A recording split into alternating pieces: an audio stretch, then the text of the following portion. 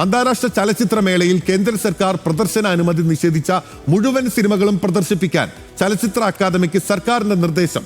അന്താരാഷ്ട്ര ചലച്ചിത്രമേളയിൽ പലസ്തീൻ അനുകൂല പശ്ചാത്തലമുള്ളവയടക്കം 19 സിനിമകളെയാണ് കേന്ദ്ര സർക്കാർ വെട്ടിയത്.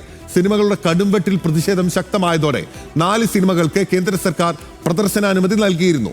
ഏകാധിപത്യത്തിന്റെ നേർക്കാഴ്ചയാണ് ചലച്ചിത്രമേളയിലെ സെൻസർഷിപ്പ് എന്ന് മുഖ്യമന്ത്രി വിമർശിച്ചു. കേന്ദ്ര നടപടി IFFK-യിൽ അസാധാരണ പ്രതിസന്ധിയാണ് സൃഷ്ടിച്ചിരിക്കുന്നതെന്ന് മന്ത്രി സജി ചെറിയാനും പറഞ്ഞു.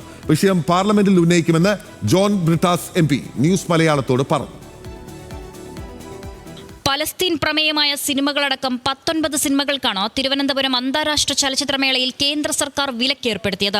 പ്രതിഷേധം ശക്തമായതോടെ beef, once upon a time in Gaza, eagles of the republic, heart of the wolf എന്നീ 4 ചിത്രങ്ങൾക്ക് പ്രദർശനാനുമതി ലഭിച്ചു.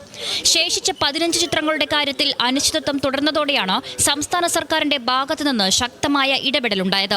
ഏകാധിപത്യത്തിന്റെ നേർക്കാഴ്ചയാണ് ചലച്ചിത്രമേളയിലെ സെൻസർഷിപ്പ് എന്നും എല്ലാ സിനിമയും മേളയിൽ പ്രദർശിപ്പിക്കുമെന്നും മുഖ്യമന്ത്രി ഫേസ്ബുക്കിൽ കുറിച്ചു. വിലക്കുള്ള 15 ചിത്രങ്ങളും പ്രദർശിപ്പിക്കാൻ ചലച്ചിത്ര അക്കാദമിക്ക് മന്ത്രി സജി ചെറിയാൻ നിർദ്ദേശം നൽകി. BJP-യുടെ രാഷ്ട്രീയ അജണ്ടയാണ് വിലക്കിന് പിന്നിലെന്ന് സാംസ്കാരിക വകുപ്പ് മന്ത്രി സജി ചെറിയാൻ പ്രതികരിച്ചു. രാഷ്ട്രീയ അജണ്ടയുടെ ഭാഗമാണ് ഇതെല്ലാം. ഇത് നമ്മുടെ ഫെഡറൽ സംവിധാനത്തെ അങ്ങേയറ്റം ദുർബലപ്പെടുത്തുന്ന സമീപനമാണ് സ്വീകരിക്കുന്നത്. ഇനി ആരെങ്കിലും രാജ്യാന്തര മേള കാണാൻ വരുമോ? ഏതെങ്കിലും ആൾ സിനിമാ ടൂറിസത്തിൻ്റെ ഭാഗമായി കേരളത്തിലേക്ക് വരുമോ? കഴിഞ്ഞ വർഷത്തെ മേള വ്യത്യസ്തങ്ങളായ ഒട്ടേറെ പ്രോഗ്രാമുകളോടുകൂടിയാണ് ഞങ്ങൾ സംഘടിപ്പിച്ചത്. അത്രമാത്രം ലോകം ശ്രദ്ധിക്കുന്ന ഒരു മേളയെ തകർക്കാൻ, കൈകാര്യം ചെയ്യാൻ ഇതൊക്കെ എന്താ ഇവിടെ നടന്നുകൊണ്ടിരിക്കുന്നത്? ഇവർ ആരെയൊക്കെ ഭയപ്പെടുന്നു, അതിൻ്റെ ഭാഗമാണെന്നാണ് ഞാൻ മനസ്സിലാക്കുന്നത്. സർക്കാർ നിർദ്ദേശത്തിന് പിന്നാലെ മുഴുവൻ ചിത്രങ്ങളും പ്രദർശിപ്പിക്കുമെന്ന് ചലച്ചിത്ര അക്കാദമി ഭാരവാഹികൾ അറിയിച്ചു. ഒരു തരത്തിലുള്ള ഈ കലാവിഷ്കാരത്തിന് നേരെയുള്ള ഈ കടന്നാക്രമണങ്ങളെ നമ്മളെല്ലാവരും ഒത്തുചേർന്നുകൊണ്ട്, അത് മീഡിയാസും എല്ലാവരും, സിനിമാ പ്രേമികളും പൊതുസമൂഹവും ഒത്തുചേർന്നുകൊണ്ട് ഇതിനെതിരെ പ്രതിഷേധം ഉണ്ടാകണം, പ്രതിരോധിക്കണം. വിഷയം പാർലമെന്റിൽ ഉന്നയിക്കാനാണ് ഇടത് MP-മാരുടെ തീരുമാനം. ഒരുപാട് വിഷയങ്ങൾ യഥാർത്ഥത്തിൽ പ്രതിഷേധിക്കാൻ വേണ്ടി ഒരുപാട് വകകൾ ഇവർ ഉണ്ടാക്കിക്കൊണ്ടിരിക്കുകയാണ്. ഇത് എന്തായാലും ഏറ്റെടുക്കുന്നതാണ്, പാർലമെന്റിൽ ഉയർത്തുന്നതാണ്. ഗാസയിലെ മനുഷ്യക്കുരുതിയുടെ പശ്ചാത്തലത്തിൽ പലസ്തീൻ രാഷ്ട്രീയം ചർച്ച ചെയ്യുന്ന സിനിമകൾക്കടക്കം വിലക്കേർപ്പെടുത്തിയതിൽ ഡെലിഗേറ്റുകളും പ്രതിഷേധം അറിയിച്ചു.